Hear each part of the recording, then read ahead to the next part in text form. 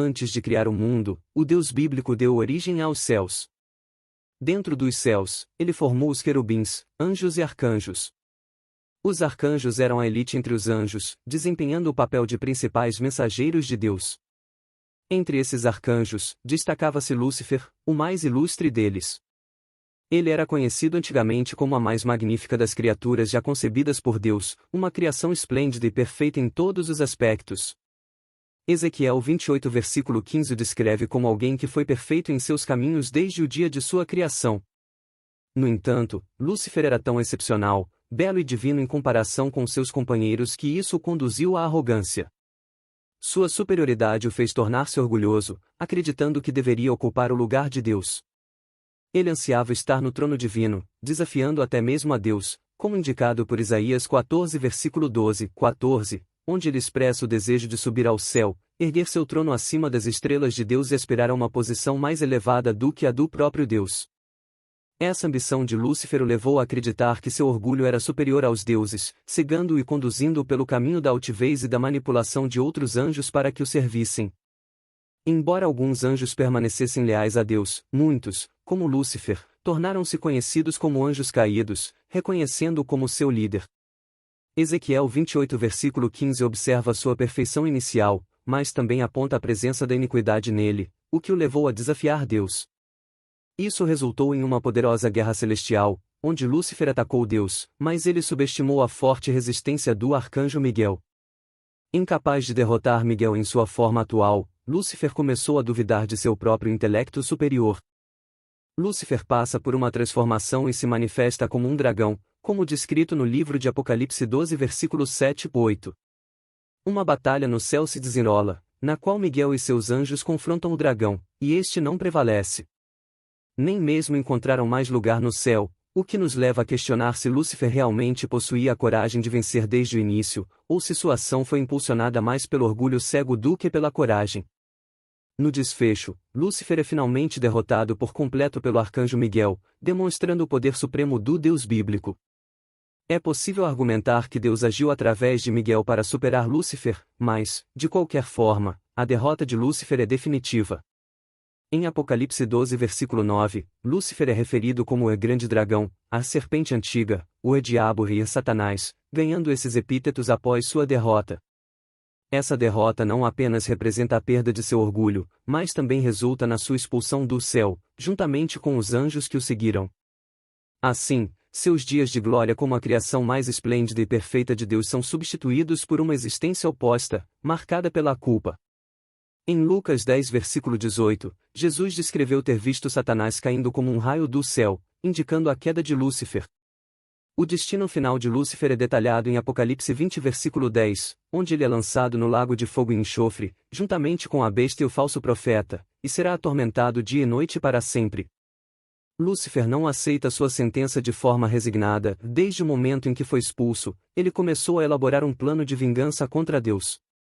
Já não sendo a criação favorita de Deus, Lúcifer voltaria sua vingança contra a humanidade quando Deus criou Adão e Eva. Ele os testou proibindo-os de comer da árvore do conhecimento, vendo nisso uma oportunidade de desafiar a Deus. No jardim do Éden, Lúcifer assumiu a forma de uma serpente. No entanto, nas primeiras passagens do Gênesis que narram a tentação de Eva, a serpente nunca é explicitamente identificada como Lúcifer. Em Gênesis 3 versículo 1, a serpente é apenas descrita como um animal astuto, e a ideia de que a serpente é Lúcifer parece ser uma interpretação posterior. Embora essa interpretação seja ensinada em algumas tradições religiosas, não está claramente afirmada no texto. Alguns argumentam que Lúcifer não era a própria serpente no jardim do Éden, mas, em vez disso, manipulou a serpente para falar em seu nome. No entanto, mais uma vez, não há evidências textuais sólidas que confirmem essa interpretação. Além disso, a origem do nome Lúcifer remonta ao latim e pode não estar relacionada ao texto original hebraico em que essa história se baseia. Lúcifer, na verdade, é uma palavra em latim que significa portador de luz ou estrela da manhã, que também é associada ao planeta Vênus. No entanto, a questão de como esse termo encontrou seu caminho em um manuscrito hebraico, escrito antes mesmo do latim ser uma língua, é intrigante. Vamos analisar o capítulo 14 do livro de Isaías para explorar essa questão, lembrando que essa é a única passagem nas Escrituras onde o nome Lúcifer é mencionado explicitamente. Isaías 14 versículo 12 diz: Como caíste desde o céu, ó Lúcifer, filho da manhã! Como foste lançado por terra, tu que debilitavas as nações! Essa passagem tem sido interpretada de diferentes maneiras ao longo da história. Alguns acreditam que Isaías estava se referindo a Lúcifer, o diabo, enquanto outros argumentam que se refere a um rei babilônico caído, um ser mortal, e não a um anjo divino perfeito. Segundo essa interpretação, esse rei teria pecado gravemente em sua perseguição a Israel e talvez tenha acreditado que estava além do alcance do poder e da punição do Deus bíblico. Nesse argumento, Isaías estaria explicando a loucura desse rei, não a queda de Lúcifer. Além disso, a palavra Lúcifer não é universalmente usada em todas as traduções dessa passagem. Algumas versões, como a Bíblia King James, simplesmente usam estrela da manhã ou filho da alva. É importante mencionar que a palavra hebraica original, que se refere a Vênus, não especifica a identidade do rei babilônico em questão. A interpretação de Lúcifer como anjo caído pode ter sido introduzida mais tarde pelos cristãos, especialmente quando os textos bíblicos foram traduzidos para o latim.